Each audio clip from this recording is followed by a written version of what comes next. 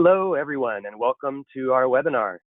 I'm Tobias Eigen, and I work for the Global Legal Empowerment Network. I'm so glad to join you today. It's Wednesday, June 20th, and we're joined by Tom Walker from the Engine Room, who's going to discuss with us how technology is supported by legal empowerment and key questions to ask when deciding how to use it. I know you're all very eager to know what the 6 questions are, and I'm looking forward to discussing it with you all. Before we get too far, I wanted to just make sure that you're aware that this event is being recorded and that we're going to share the full recording and the highlights later on the forum. I also wanted to make sure that you can hear well and that you're able to use our webinar system. Please take a moment to look for a questions pane where you can type in your questions and communicate directly with us. You'll also see a button for raising your hand to get our attention. Feel free to try raising your hand now and drop a note into the questions pane. Great. Starting to see the hands going up. Thank you. So the hand raising and the questions pane are your lifeline to communicate with us, to ask your questions, and to let us know if you're having a problem with the audio and so on. So amazingly, we have 270 registrants from 70 countries who signed up to participate today, and so we're very excited and ask for your patience as my colleagues respond to your various requests and comments. I also wanted to take a moment to introduce you to the Global Legal Empowerment Network. If you're not already familiar with it, we are a growing community of more than 1,500 organizations and 5,400 individuals from around the globe who are working to advance justice on land rights, citizenship rights, the right to health and education, and many other sectors where injustice persists. Through the network, practitioners from across all regions and disciplines are able to come together to collaborate and learn from each other. We share ideas, challenges, best practices, and resources through in-person and online events. We have an online forum where we discuss problems and share ideas, solutions, and opportunities. We also organize webinars such as this one and face-to-face learning exchanges, leadership courses, and other events, all of which we announce on the forum. So you definitely want to be a part of the forum if you are interested in those events. There's also an online library, which today has more than 1,500 free legal empowerment resources, such as training materials, monitoring and evaluation tools, case management forms, and academic research, and more. And finally, we work together to campaign on collective issues that affect us globally and nationally. We recently launched the Justice for All campaign with the goal to increase financing and protection for grassroots justice practitioners everywhere. You can join the network on our website at namati.org. Membership is free and open to all. Just complete a short sign-up form on the site. And after this webinar, we'll be getting in touch with those of you who are not already members with a link to join if you are interested. So now I am very pleased to introduce Tom Walker from the Engine Room, and he's going to join me in showing his webcam. So this is me, Tobias Eigen. There's Tom Walker, and maybe Ashley and Maya, who are going to be fielding the questions. Maybe you can also share your webcam to say hello. Hi, Maya. Hi, Ashley. All right, let's jump right into it. Tom, over to you. Hello, everyone, and really nice to meet you and talk to you all. I'm, as Tobias said, I'm from the Engine Room. We're an international organization, and we work with activists and organizations to help them use data and technology more effectively and responsibly. And we work with organizations around the world, particularly in sub-Saharan Africa and Latin America, and we look across a lot of different sectors. So as well as legal empowerment, we're looking at things like human rights, environmental justice, transparency and accountability. And so we've been going since about 2011, and we provide a lot of direct support to organizations who are thinking through, where does technology fit in to what I'm doing? And we see a lot of common things come up again and again. And so the reason that I'm really excited to come to this call today is that I'm interested in hearing from you about how this fits in with what you're doing. But to kind of get the conversation started, we've come up with 6 questions that we see a lot. And we think asking these questions to yourself when you're designing and managing projects that use technology could possibly help your project be more effective. But first, we have a poll for you. And we're starting with this because we're really keen to know a little bit more about your experience with technology, so we can make the rest of this as relevant to you as possible. And the question is, hopefully you can all see this on your screen. How would you describe your level of experience with technology? And there's a 1 to 5 scale from fundamental awareness, novice, intermediate, advanced, or expert. Yeah, if you could have a look and pick one of those options. And we will come back to this a little bit later as soon as we've got all the results. I'll just give you a few more seconds to enter your responses. All done, hopefully. So I know we're at 70. Yeah. We're at 77% now. Okay. So maybe a couple last people feel inspired to answer. 80. All right, let me go ahead and close the poll, and then we can look at the results. Thanks, everyone.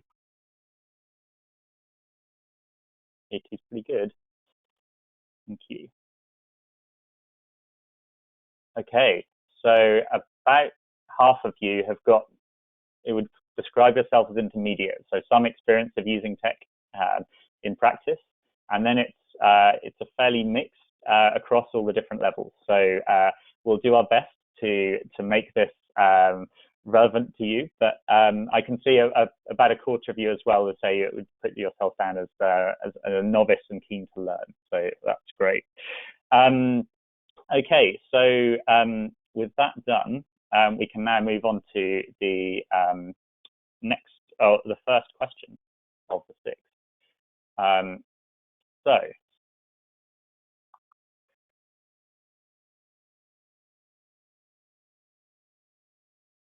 here you can see a sparkler, and I'm sure a lot of you will have already had fun with the sparkler.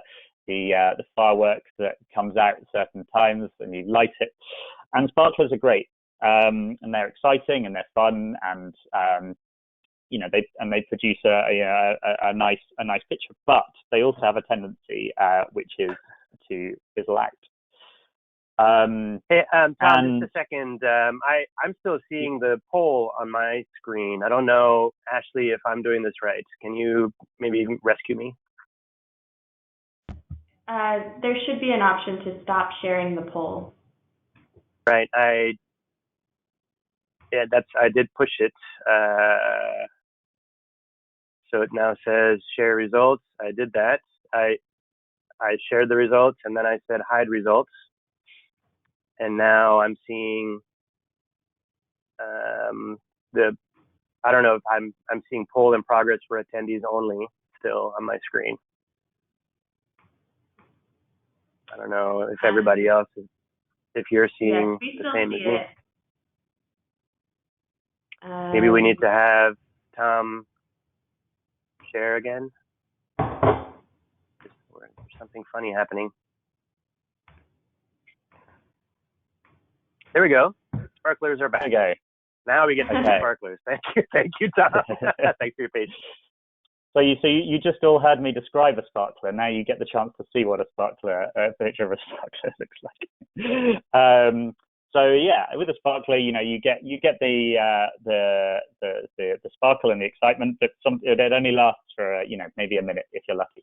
And so I think when a lot of us think about technology, myself included, there's an excitement about it, the possibility of getting something new, but we're really interested in building things that are a bit more sustainable and where the excitement carries on for longer than that.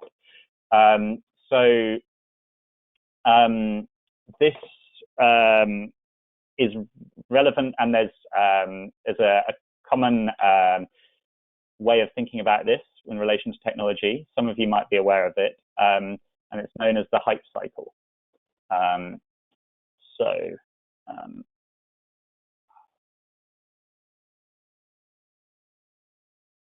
One second.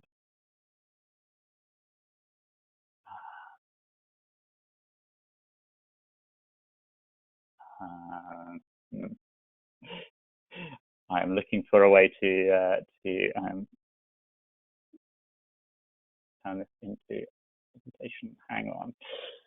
Sorry about that. Yeah, the hype cycle. And a lot of technology innovations will follow this trajectory. So you can see people start to hear about the technology, and there's a lot of increased interest and expectations. It peaks, and then it moves down to the trough of disillusionment, where everyone says, well, this was never any use anyway. And then slowly over time, people start to think, actually, this is a way in which it can be useful, and it moves up towards this plateau of productivity. And so how can you avoid being dazzled by the possibilities of the newest, shiniest options? We think that's the reason for our first question, which is focusing on the problem you're trying to solve, is because it forces you to think about, not about how you might find a way of using the technology, but how the technology helps you do your core work every day. So what does that actually mean in practice? This takes us on to the next question of 6. How much do you really know about what your users want? And I can give you a really good example of this. In 2016, we did some really in-depth research with 38 organizations in Kenya and South Africa. And they were using technology for all kinds of different projects designed to inform people about their rights, ask for accountability in various different ways. And we said, tell us the story of how you chose technology and how it went in reality. And so what did they say? About 3/4 of them said that they were not happy with the technology that they had chosen, and that they ended up actually ditching the tool that they'd chosen by the time they talked to us, and were already moving on to the next tool. So why was that? Well, the common thread was that only 8 out of the 38 had spent time really talking to the people that they hoped were going to use the technology before they decided to use it. So they thought this could be an interesting option. Let's just launch it. And then that was a strong contributor to this trend, that when we asked them how they thought it went, they said, well, we're not really reaching the people we wanted to. So if this is something that resonates for you, what can you do about it? User research. And this basically involves taking the time to find out how people are currently using and getting information. So for legal empowerment, it's, how are they already finding out information about their rights and the law? Where are they going right now? Where are they not going? What are the barriers to stopping them getting information? And as well as that, also thinking about what they use to get information. So, could that be radio? Could it be the media? Or is it actually online? And what kind of ways are they getting information online, whether it's mobile phones, etc. So we'll give you more resources on how to do this a little bit later in the presentation. But why is this important? It helps you narrow down the range of people that you're trying to reach.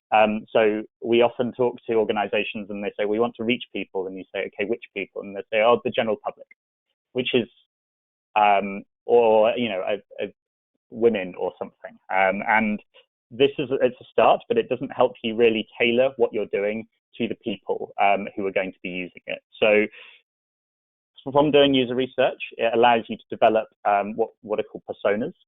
You can see a couple of examples that we did for another project here, where you're sort of looking deeply into their motivations for working on something, where they get information at the moment, how comfortable they feel with technology, and so on. So taking the time to do the user research, developing personas can really help you throughout the process as you're looking back and thinking, where does technology fit in? What do people want? And this is also helpful because it helps you answer one of the next of our 6 questions. Who might get left out? And this is an absolutely critical question when you're working with people who are already marginalized in society. As I'm sure, I don't need to spell it out. And this is another area where it really pays to look past the hype, because, for example, you might have heard of projects to create an app that will provide information or provide a service to people. And the basis for that is almost everyone has a smartphone now. People will be able to use it. So if you take that, almost everyone has a smartphone idea, and then look at the data, what do you see? So these are figures showing the percentage of the population in each country that owns a smartphone from Pew Research from last year. So what does this tell you? I'll just give you a second to look at it. Firstly, that it's impossible to generalize. The things vary from country to country, and you really need to take the time to assess in different places. And secondly, that if you look at the darker blue and the lighter blue, in pretty much across the board, access is and ownership of smartphones is varying massively between men and women. So already you've got something from that data that's saying, okay, how do we need to think differently depending on which types of people we want to reach? And this isn't even thinking about factors like age, factors like income, whether people live in urban areas, and so on. So essentially, trying to think about who might get left out makes you think about how we can be really thorough and careful in user research when we're thinking about what kind of legal empowerment approaches might technology fit into. And it also points to the fact that it's often a good idea not to rely solely on a new technology as the only means of reaching people. So to take one example, Barefoot Law in Uganda, who provide legal information to various groups. You can contact them through Skype and on SMS and various technology-enabled platforms, but they also have walk-in centres, and they also travel directly to rural areas where they're providing information for a variety of different people in a variety of different ways. Talking of examples, we're on to our next question. Has anyone tried this before? We often come across tech projects that have been started from scratch, where a completely new tool has been developed for that organization only. Now, this isn't always a bad thing, but building technology is hard. And we've seen time and time again cases where organizations have underestimated how complicated and how in-depth building something yourself can be. And so the chances are that there is probably someone or some people out there who are doing something that is similar to what you're doing. So look for them. And this can help in 2 ways. It can help you just swap tips and share experience, but also it can help you actually find tools in some cases that someone has already used before, so it's road tested. But where can you find these kinds of people? We've just included a few examples here. The one on the top left is the Global Legal Empowerment Network, which has a technology section, and it's full of examples of interviews, in-depth advice on different ways of using technology in legal empowerment. But I've also included a couple of others from different sectors. The one on the bottom left is from the humanitarian sector, but it's a tool to help you narrow down what kind of mobile data collection systems you need. It asks you questions. Do you need SMS? Do you need offline access and things like that? And then it will give you a selection of options. On the right, this is something from the civic technology world, but it's a compilation of projects from across the world that are doing different types of data collection and management. And so it's a really useful place to go. And there will be links to all of these at the end, once we're on the forum and so on. So you've read all of this, you've done your research, and you're sort of starting to plan out how things are going to go. What's the next question? Have you left enough space to learn as you go through the project? As a side note, I always thought James Bond was very trusting of the new inventions he got given, and he would just take off in them and trust that they were going to work. But our experience shows that in a technology project, things will go wrong. Things will go in a different way to the way you expected. Things will need to be adapted. The picture on the right was going to be a moving GIF, but you'll just have to imagine it. It's a goalkeeper robot.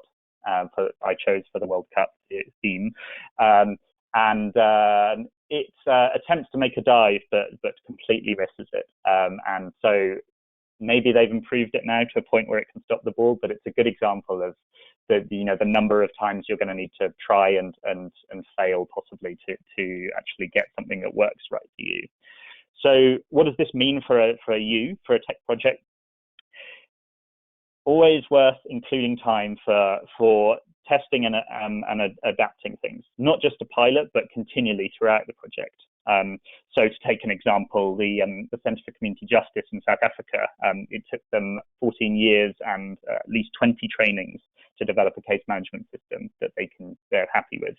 But now paralegals are proud of the system and they see the value of it, and they're using the data to make a case about the impact that they're having to the government. So that's the first 5 questions. The 6th one is at least as important. Will using tech and data in new ways also create new risks? So just as there's excitement with new ways of allowing you to collect more data, to analyze it more easily, and to sort of have a better overview of what's going on. These advantages are also sometimes available to others with different motives. And this is especially important when you're dealing with people who are marginalized in various different ways. And this isn't just about privacy and security. It's about ensuring that the way that we use the data respects the people's rights. One way of thinking about this is what we call a responsible data approach. And there's a community of different kinds of organizations who are thinking about this day to day, how they can work in a responsible way. And I would really encourage you to join the Responsible Data community, which is at responsibledata.io. We'll send a link to that at the end, which is a group of people with a mailing list with various different resources, and look at things like the resources that Oxfam and others have created, which kind of shows you how, when you go through a life cycle of a technology project, the kind of questions and things you need to include as you're going. But for now, just a couple of quick points to consider that we see a lot. Asking yourself, do I really need to collect all this data on this group of people? It can be very easy to say, let's collect all of the data and we'll figure out how to use it afterwards. But the more data you collect about someone, the more potential risk you put them at. And you don't know, none of us knows exactly all of the uses that data could be put to if it's combined with other sources of data. And also thinking, who else might be interested in this data? What might they do with it? And sort of going through these in your head beforehand and explicitly planning them out, we think is a really important part of working responsibly with technology. So there you have it. 6 questions that we think it's really worth asking yourself each time.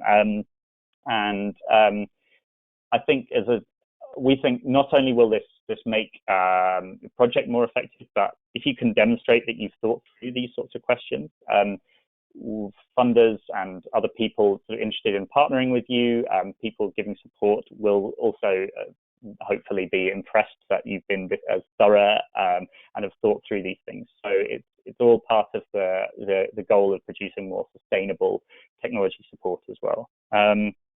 So we didn't just want to give you these questions, we wanted to point you to some other places you can get practical, concrete help afterwards. So just 4 out there. The first one is an interactive tool we developed called Alidad, and it helps you think through a series of questions while giving you resources alongside that will guide you through the process of thinking about a technology project. And at the end, it produces a nicely formatted document in a PDF format that you can show to other organizations you might want to partner with. You can show it to funders to show, we've thought through this process thoroughly. We at the Engine Room also provide light touch support, and that's very simple.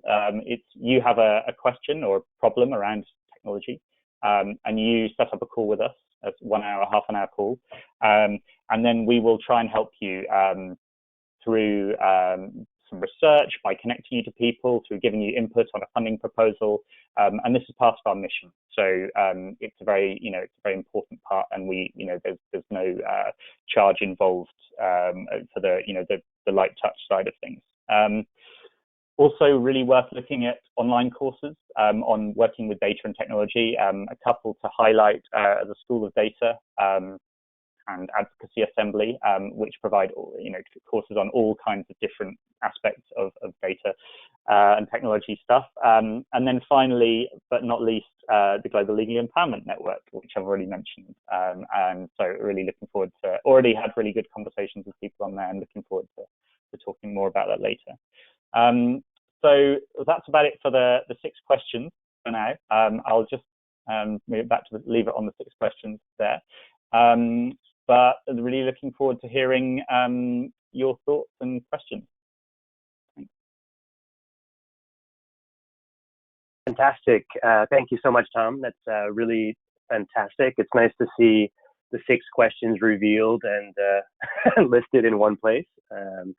And it's good to have, maybe we can just leave those up there as we discuss the questions from participants. So everyone, maybe now is a great time for you to hop into the questions pane on the control panel and ask your questions of Tom.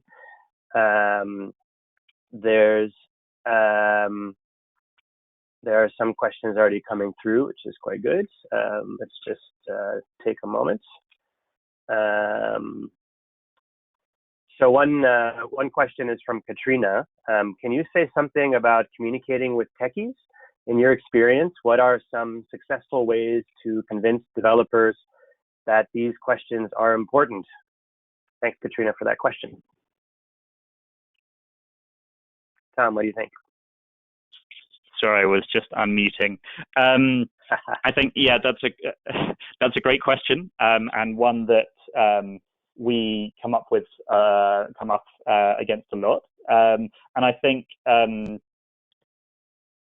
it's something that is starting from the point of saying, these are our organizational values, and this is our mission, and explaining why taking some of these questions is fundamental to the way that you work and the way that you relate to the people you're working with. I think that's a really good starting point. And I think keeping that in mind throughout is something that can really help. And I think also not being afraid to to push back in some situations if you're unsure about something, getting people to clarify things, because sometimes there can be differences in language and a terminology that and there's no easy way to bridge that gap. It just needs both sides to be really patient with each other and take the time to right. Right. I like how you said it takes both sides, because I think the reverse is also quite true, right? I mean, for techies communicating with organizations who might be still in the hype phase, and you need to have that conversation. I guess you just have to have that open and frank conversation about how you want to implement the project. Cool. All right. So, what a question from Martin Haus. Sorry, I'm giving that the German pronunciation. What's your experience in working with governments on technology projects? Is there anything you can say about that? So honestly, we tend to work mainly with activists and civil society organizations. So I'm less qualified to talk about that. Okay. But yeah. Maybe that's a question we can put up on the forum, or maybe if someone else has experience, they could maybe add some thoughts in the questions pane. We can also unmute people if they want to talk about these questions. How about let's see, lots of great questions coming in. Oh yeah, so I mean, this is an interesting one given what you just said. From Laura Mercurio, do you have an example of where technology has been successful in the justice arena, especially when a lot are government supported and adverse to change?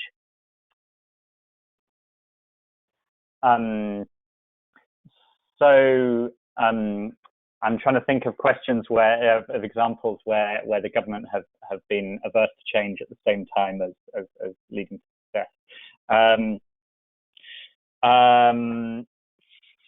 I think you can think of examples like Indonesia, where Ministry of Justice and Human Rights have moved pretty much from a paper-based system to one that where basically all of their officers are submitting data on reimbursements and so on online, and that's also enabled parallel initiatives around to provide advice and things that ties into that.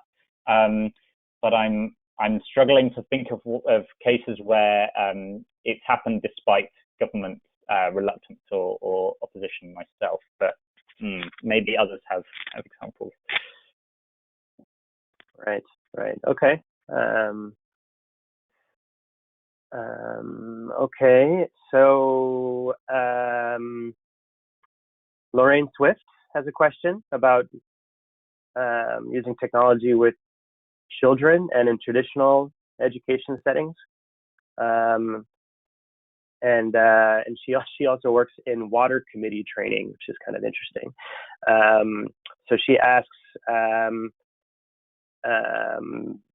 there seems to be a lot of information out there about how kids learn with technology, but do you know of some research or websites that have information about the challenges of working with low literacy adult populations and technology?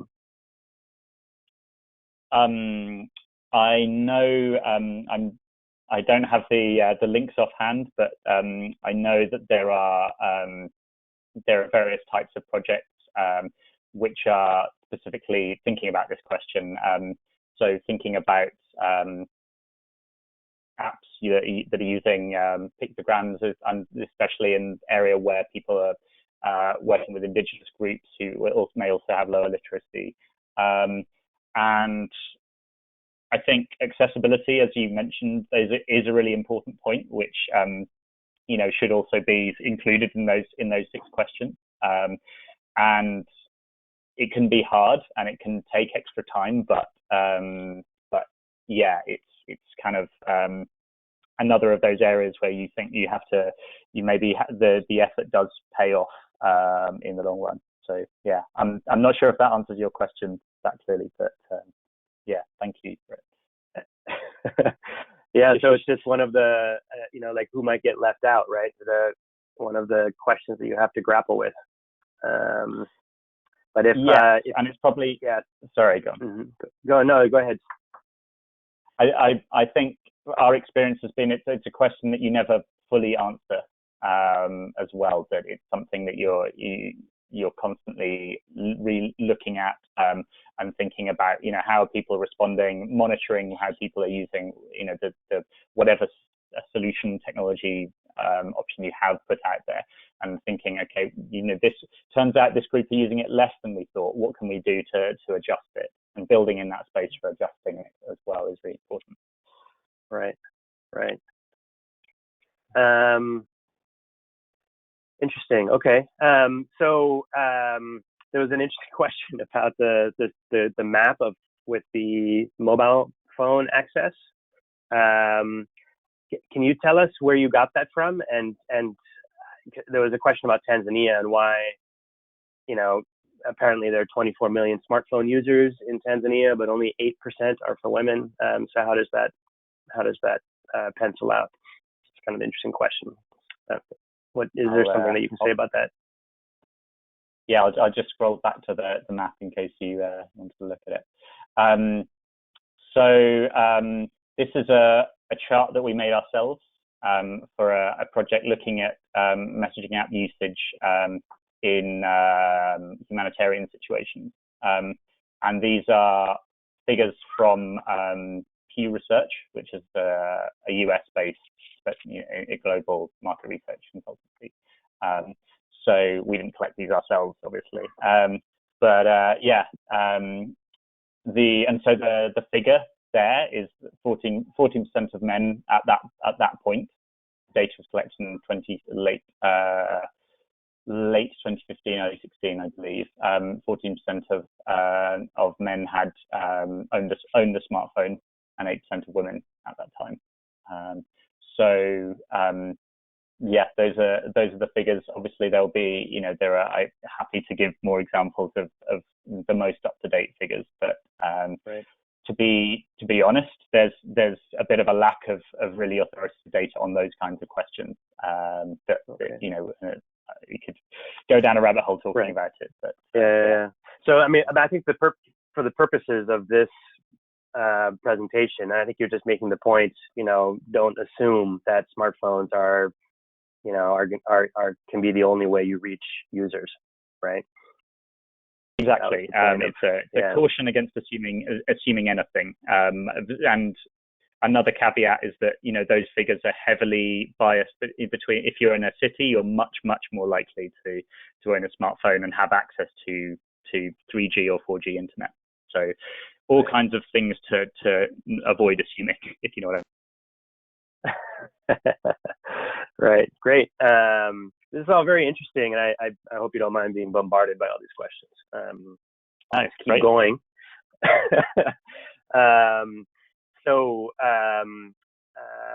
From I hope I'm pronouncing the name correctly, Gaspar Tizio. How to minimize the risk of reducing access to justice with the implementation of new technologies. So specifically for access to justice type projects, do you have any advice? So how to minimize the risk of reducing it. So you're gonna have to listen to me as I think aloud for a second here, but I would think that reducing access to justice would be, for example, through limiting the ways that people can access information or services that they need to get access to justice. So and that would, one way of one risk would be, as I mentioned, providing a service, for example, only through one type of technology. So, for example, only putting something up on a website that is not accessible to a lot of people, or that requires spending money on data and so on to access. So could limit things in one way. I think also another limitation could be just simply the way that the information or services are presented. So if things are not presented in an easy to use way, then a lot of experience shows that people simply give up, and that's not helping access to justice either. And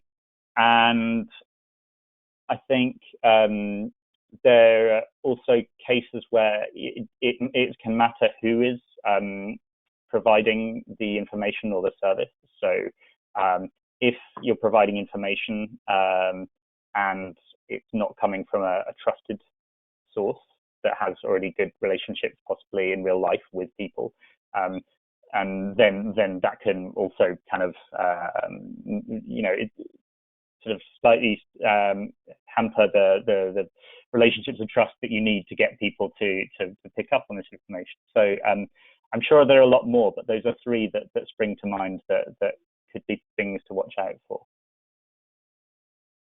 Fantastic. Yeah, so I see Eleanor Farrow has commented and says that she finds the 6 questions to be very relevant to her work on the Eyewitness to Atrocities project using technology to seek justice.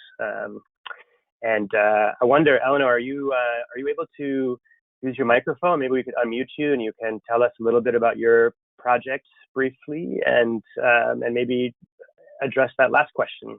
Eleanor, are you there? Let me look for you and see if I can unmute you. Okay, it looks like you're unmuted, Eleanor. Go ahead.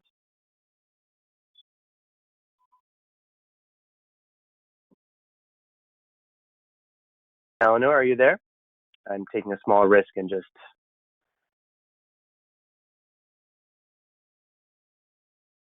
Okay, looks like her audio is not working. Okay, well, we'll just move on. If Eleanor comes back, hello, are you there, Eleanor? No, okay. I can talk very briefly about what I know of the Eyewitness to Atrocities project. Oh yeah, okay, go ahead. Yeah. So it's and forgive me, Eleanor, if you are here and if I've misunderstood anything, but it's a way of collecting evidence of human rights violations in various different ways with a mobile phone that allows for the chain of custody of information to be preserved, so that a photo taken on a phone, for example, it's much easier for it to be admissible in a court of law. So it will collect lots of other information about who took it, where it's been in the meantime before it reaches the court. So it's a really interesting project to look at. Yeah. I think that's a fantastic example of all of these questions coming into play. That's fantastic. Thank you for that.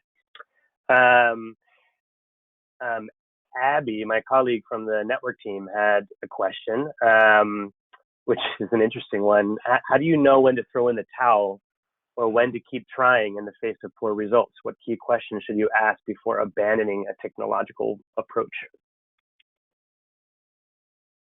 Yeah, interesting question. I think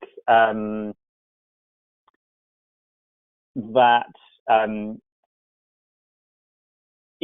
I would suggest that if you've thought about these kinds of questions from the beginning, and then you're still, having done all this, a significant amount of user research and thought about all of these questions, and then you're still not seeing any take up at all, it may be that the problem is nothing to do with less to do with the technology and more to do with an underlying governance or kind of legal issues that it might be worth looking at instead, or it's sort of prioritizing.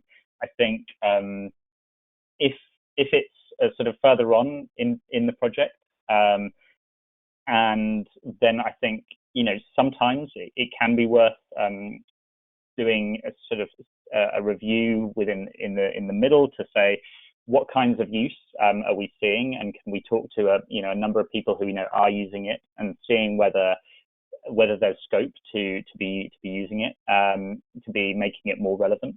And I think but it is also healthy to know sometimes that actually the evidence and the what we know about how something's being used suggests that it's better to walk away.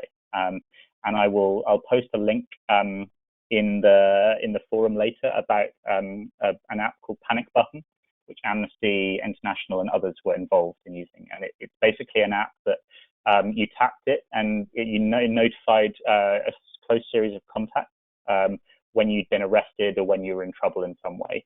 And after spending several years on it, they realized that actually the more responsible thing to do would be to stop supporting it. But it's a nice story because actually this panic button functionality is starting to be incorporated in major operating systems like Apple iOS and so on.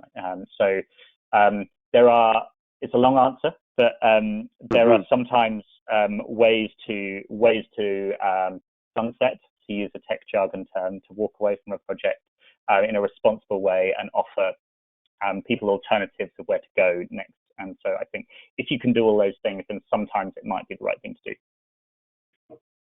Fantastic. I also could add that, your question 5, have you left space to learn as you go through the project? I think this is at play here. And you want to make sure as you go into implementing your project that you have some metrics that you're going for as you move along, and you put in some milestones and like go, no go moments. And you can, and that will hopefully help you to learn, and you can decide if you want to persevere or if you want to pivot. And that's also kind of tech jargon, but whether you want to pivot and do something else or change your project, and not be too committed to doing something just because you're doing it, which actually I think is something that nonprofits are often guilty of. We feel like we have to carry on because it's what we've been doing, and we've been, given grants to do something. But I think that's also part of the conversation with the funder as well, to say, hey, we're going to try this out. This is what we're going to try to get to from here between this time and this time. And then if it doesn't work out, we'll try something else. And could I just add something quickly onto that? Which is that this is one advantage of where they exist using open source technology. So quick explanation about open source is that the code that is used to write the software or the program is open, so anyone can look at it and improve it.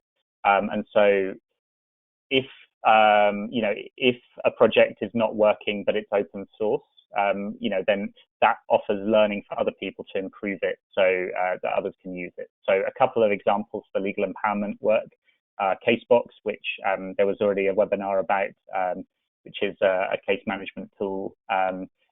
Kobo Toolbox, which is a mobile data collection tool, again, which I know people have been talking about in the forum. So there are lots of open source options out there. They aren't always the right one, but it's worth looking at them for that reason.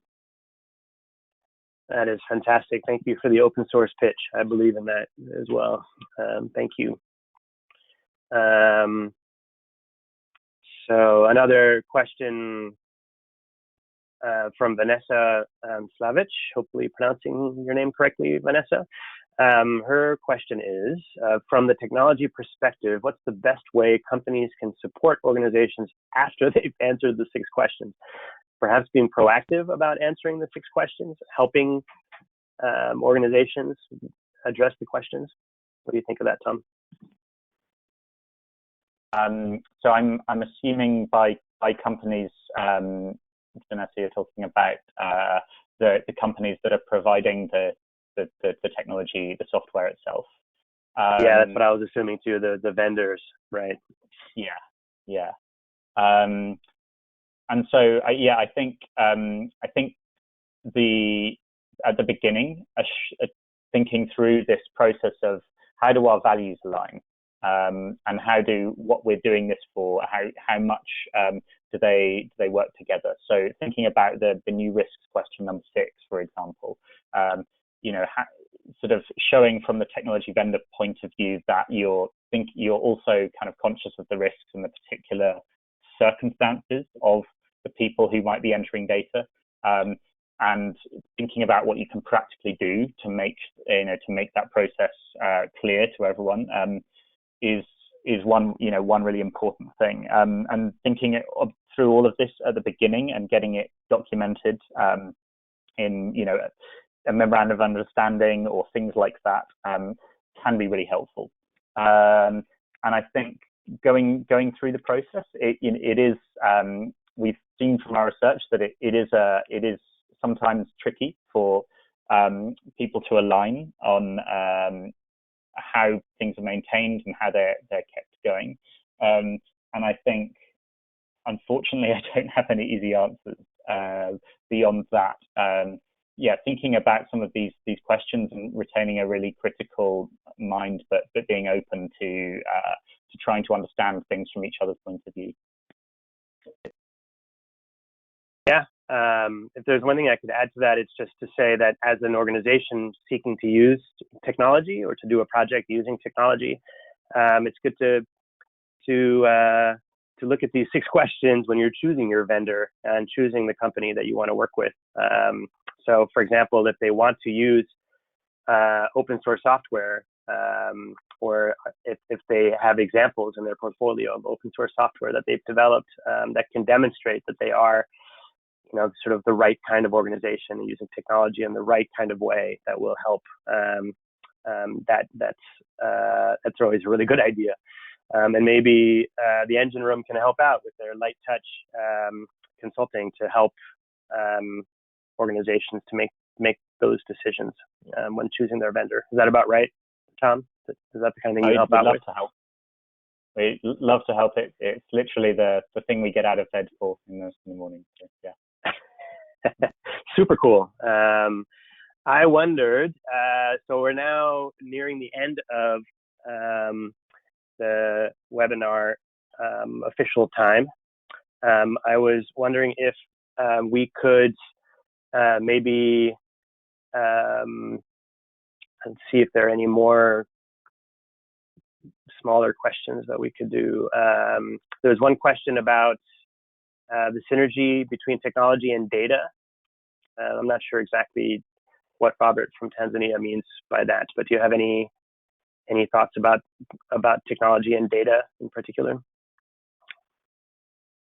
I mean, data is an interesting one because it's often battered around, and of course everything is data, from a pencil sketch on a notepad through to a massive data set. And I think what the relationship is that a lot of technology now is focused on helping people collect more data, collect it faster, so aiming for real-time data collection, and to analyze it more quickly.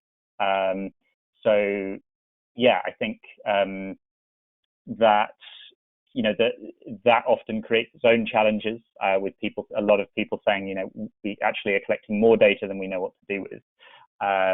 So that's why the two are quite interrelated, I would say, Robert, as you mentioned, and it's really worth thinking, going back to the first point, what problem are you really trying to solve, and why do you need the data and the technology to get it to solve that problem? Right. Interesting. Yeah. And that's fantastic. Let's see. I think you've answered that one pretty convincingly. Thank you very much.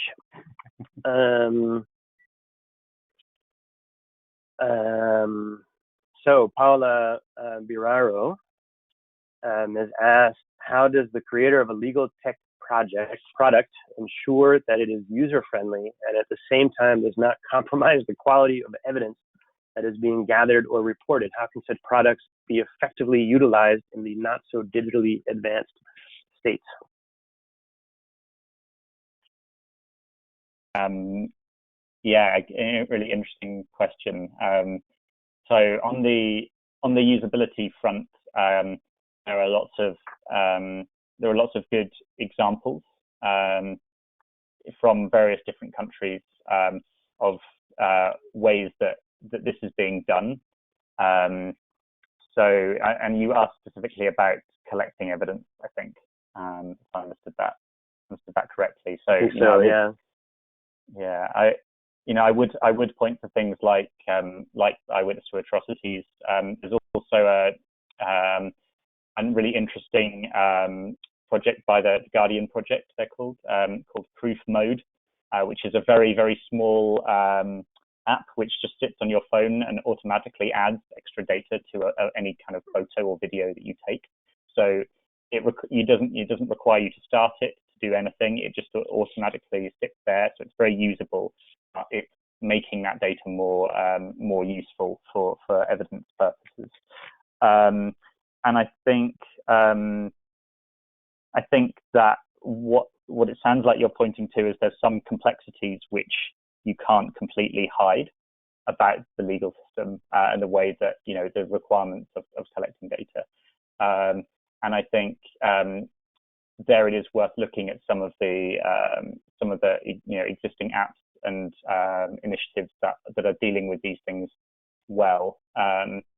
There are some, at the more advanced end of the spectrum, there are chatbots and things like Do Not Pay, which takes people through the process of filing a claim, for example, in a more computational style. And the usage figures on that are really impressive and show that it is usable for people and they are able to submit evidence. So again, it's easier for me to probably sort of collect a load of links at the end and send them through, but it's a great question. Think more about it. Yeah, thank you. Excellent. So Andrea X. Avery from Tanzania has been asking a few questions, and I'm trying to choose one. She has so many questions. So paralegal organizations, can you talk about, let's see, so the question she asked is, can you say something about human rights and justice approach through technology to paralegal organizations? Do you have any experience with that, or can you share some examples? Or maybe this is an opportunity to talk about case management systems briefly and how organizations are using case management systems to run paralegal programs. Yeah, and we've done recently done some research with the Open Society Justice Initiative, looking at specifically at paralegals and community-based justice systems, and so how they're using technology. And I think a couple of the main findings that we're coming across is that in a lot of cases, that bringing technology in and using it well, in a lot of countries, we're looking at ranging from Sierra Leone to South Africa and Mongolia, is that the use of technology in these systems is very new, really. It's in the last few years that people are moving from paper into different methods of collecting information. So in Sierra Leone, for example, there are WhatsApp groups which people use to report on cases that they've been working on at the paralegal level.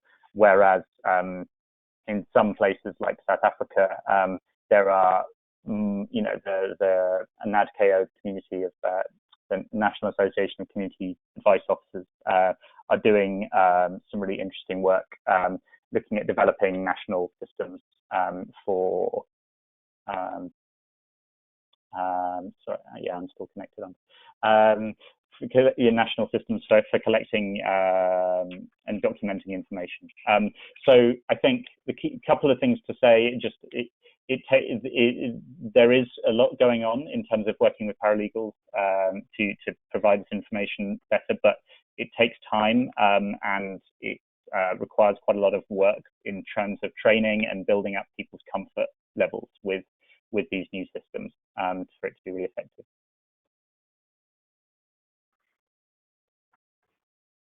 Great. I mean, I think this, that we need to see this as the beginning of a conversation and not the end, not a comprehensive one. I think you've done a heroic job, in particular with this last question, to try to squeeze it in before the end. So these have all been fabulous questions from everyone. Thank you all so much for just bombarding us with these questions. We're going to be putting a summary up on the forum, and we'll try to go deeper into these questions. And you can also follow up on the forum topic for this webinar as well, where you can continue to ask Tom and the rest of us questions about how technology can be utilized for access to justice, paralegal, legal empowerment work. So I just want to wrap us up now. I'd like to thank you all for joining us. I'd like to thank Maya and Ashley for fielding the questions.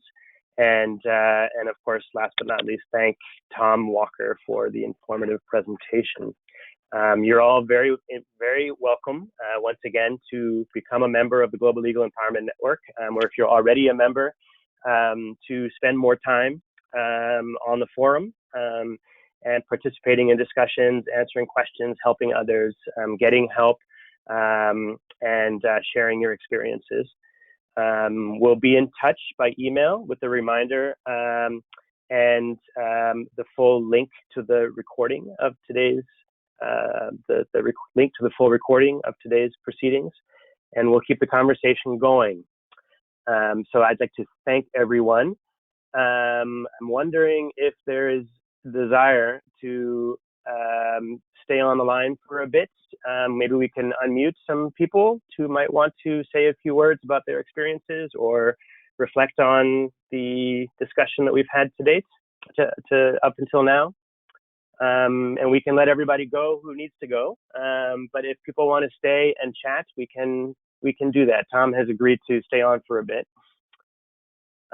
Maybe if you want to be unmuted, you can raise your hand. And if not, we can all break early and Tom can go have some lunch. I'm very happy to have a chat. I'm really interested in hearing more about your work if anyone's interested. But lunch does sound... lunch sounds good too, doesn't it? They both sound good. Andrea, you had a lot of questions from your perspective in Tanzania. I wonder if you'd like to have the floor to tell us a little bit more about your experience. Let me go ahead and unmute you and see. Yeah, there we go. Are you there?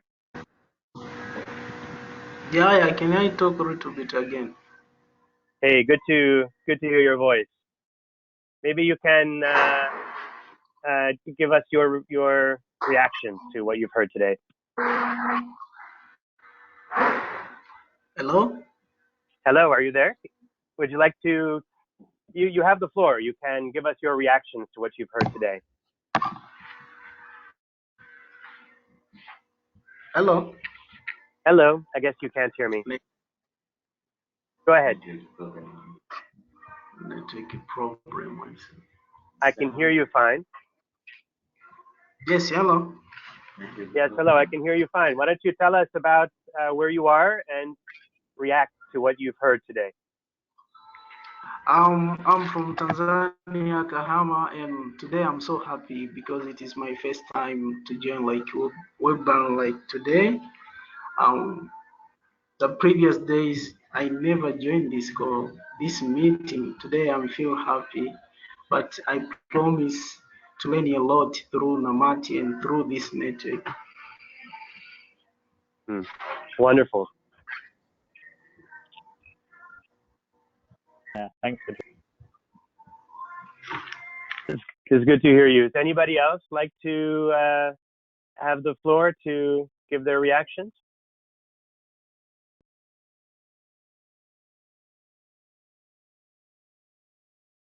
All right, good. I guess Tom's off the hook. You just get kudos.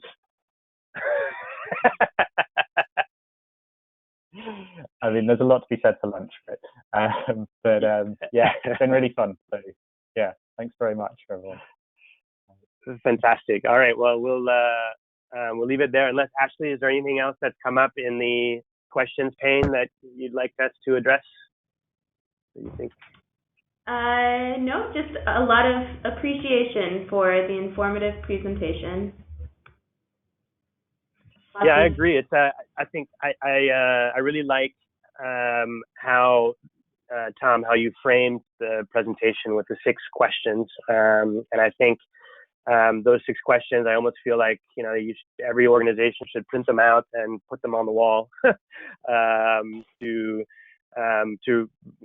remind themselves, and I think they will help to frame some of the sharing and mutual support that's happening on the forum. So more to come. Maybe we can bring you back to go deeper to talk about Alidade and some of the other great work you're doing supporting organizations with technology. So thanks a lot, Tom. Maybe we'll end it here. Okay. Yeah. Very, very happy to come back anytime. But yeah, thanks once again. Really, it's been great. Fantastic. All right. I think it's Ashley's job to end the webinar. So I'll say goodbye here. Goodbye, everyone. Thank you all for joining us. Thanks, everyone. Bye.